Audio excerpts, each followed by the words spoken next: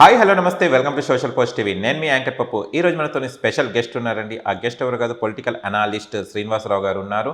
కొన్ని ఆసక్తికరమైన ఆంధ్రప్రదేశ్లో జరగబోయే పొలిటికల్ గురించి కొంచెం మాట్లాడి చర్చించుకుందాం సార్తో.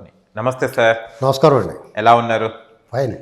అని చూస్తే కనుక ప్రశాంత్ కిషోర్ గారి ప్లాన్లో టీడీపీలో ప్రచారానికి జూనియర్ ఎన్టీఆర్ గారిని ఎలా దింపబోతున్నారు సార్? జూనియర్ ఎన్టీఆర్ ఎవరండి? టీడీపీలో లేడు కదా అతను. అదే ఇప్పుడు దింపబోతున్నారా? ప్లాన్ ఏమైనా ఉందా అని ఏముంటుంది జూనియర్ ప్రచారంలో? ఏమన్నా వాళ్ళకి ఏం పని ఉంటుందండి? అతను సినిమాల్లో ఉన్నాడు, బ్రహ్మాండంగా సినిమా. అప్పట్లో గతంలో చేశారు కదా ప్రచారం, ఈసారి ఏమైనా యూజ్ అవుతుంది? వాళ్ళు తెలివిగా పిలిపించుకున్నారు అనుకుంటున్నాను నేను. ఓకే, ఏదన్నా ఉంటుంది అనుకుని పిలిపించుకున్నారు, ఏం లేక వదిలేరా బాబు అనుకున్నారు అనుకుంటున్నాను. రాజకీయాలు అలాగుంటాయండి. అవును, పనికొస్తే వాడతారండి. ఇప్పుడు 2009లో జూనియర్ ఎన్టీఆర్ చేత ప్రచారం చేయించుకున్నారు. అప్పుడు అతను వెళ్ళిన ఏరియా అంతా ఓడిపోయారు. ఎందుకులో బాబు అనుకుంటారు, భయం కదా అంటే.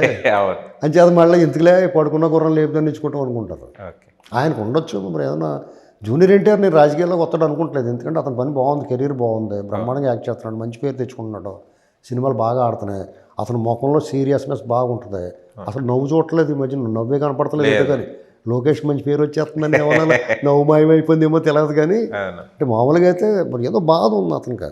అంతు పట్టని వ్యాధ ఏదో కనపడుతుంది అతని ముఖంలో. మరి వాళ్ళ నాన్నగారి గురించి లేదా వాళ్ళ సోదరుడు మరణించాడు, ఇలాంటి బాధ ఉందా ఏముందో తెలియదు కానీ ఏమన్నా ఫెయిర్గా కనిపించట్లా అతని ముఖంలో, స్వచ్ఛమైన నవ్వు కనిపించట్లా. ఇది వరకు బాగానే ఉండేవాడు. మరి ఇంతకో అది అయిన వార్తలు కూడా కనిపించట్లా. ఆయనకేం పరపతికేం తక్కువ లేదు. ఏకంగా కేంద్ర హోంమంత్రి గారు వచ్చి కలిసాడు. ఆయన అడిగితే ఏ రాజకీయ పార్టీని ఏం కావాల్సిన ఏమైనా చేస్తారో.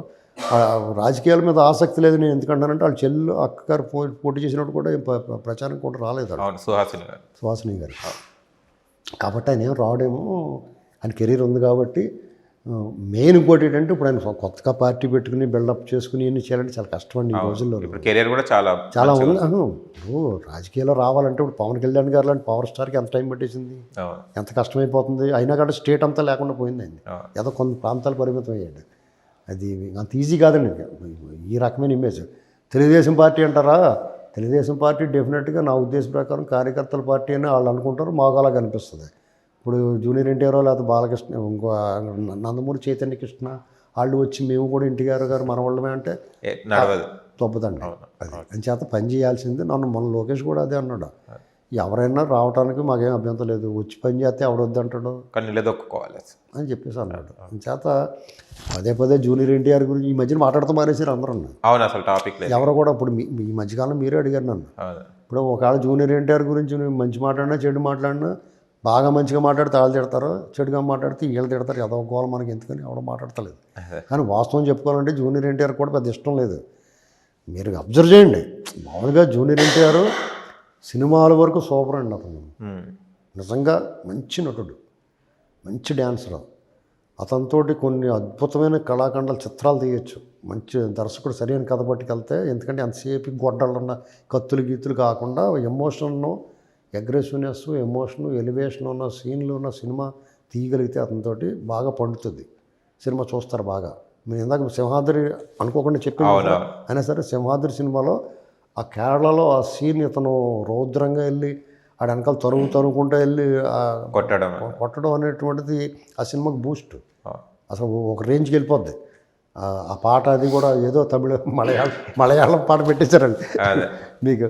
అది సరైన వాడుకోగలిగిన దర్శకుడు ఉంటే కనుక జూనియర్ ఎన్టీఆర్ని. అలాగే అతనిలో కామెడీ కూడా మంచి బాగుంటుంది. అదుర్స్ సినిమాలో బ్రహ్మాండంగా యాక్ట్ చేసాడు. బ్రహ్మానందం ఇద్దరు కాంబినేషను. అలాగే ఆయనది ఎంఎస్ గారి కాంబినేషను అద్భుతంగా ఉంటుంది సినిమా. కాబట్టి ఆయన్ని సినిమాల వరకు అందరూ ఆదరించి అభిమానించాలి. రాజకీయాలకు ఆయనకి తెలియని ఎరిగిన ఆయన పట్ల పైగా టీడీపీ క్యాడర్ ఆయన డిజైన్ చేసుకుంటూ వస్తున్నారు మెల్లగా. దానికి కారకుడు ఆయనే. ఎవడో కూడా దగ్గర తీసుకుని ఇది తీసుకోబోయా అని చెప్పి ఎవడున్నాయి. నువ్వు కష్టపడి పనిచేసి అక్కడ కాంపిటీషన్ ఉన్నప్పుడు, అక్కడ ఒక సమర్థవంతమైన నాయకుడు దాన్ని నడిపిస్తున్నప్పుడు, నీకు అందులోకి ఆ ప్లేస్లోకి రావాలంటే నువ్వు ఎంతో కష్టపడి రావాలి. లోకేష్ గారికి అంత ఈజీగా దొరకలేదు ఎంట్రీ.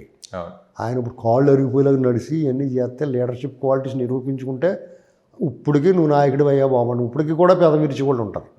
అర్థమైందండి. అని చేత